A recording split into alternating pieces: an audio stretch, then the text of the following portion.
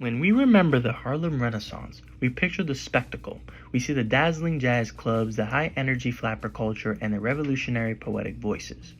We celebrate the stars, the showmen, the innovators. But we often forget the infrastructure. We celebrate the building, but we forget the foundation. This analysis argues that Jessie Redmond Fauset was the necessary, unrecognized foundation of the entire movement, working as the quiet architect from her desk at the Crisis magazine.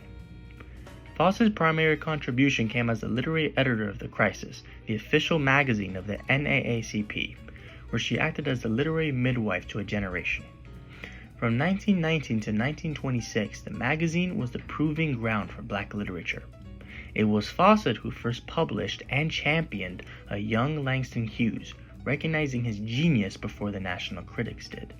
She did the same for Countee Cullen, securing his first major awards and a national attention throughout her editorial advocacy.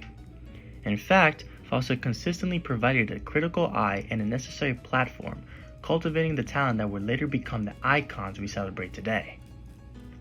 But if Fauset was so crucial, why is she so easily overlooked? The answer lies in the quiet contradiction of her art. Fauset wrote primarily about the polite society, the educated, and respectable Black middle class. Her subjects navigated decorum and uplift.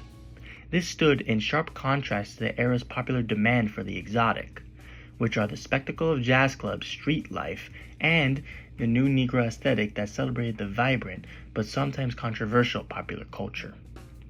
Fauset's dignified focus was an artistic choice, but it was one that marginalized her work in the public eye, whose expectations were fixed on the energetic, dazzling spectacle. The world was looking for flash, and she was providing the foundation. In conclusion, Jessie Redmond Fauset may have been a quiet voice, focusing on the infrastructure of dignity and craft.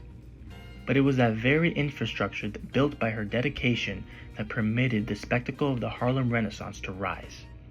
She was, in every meaningful sense, the quiet architect.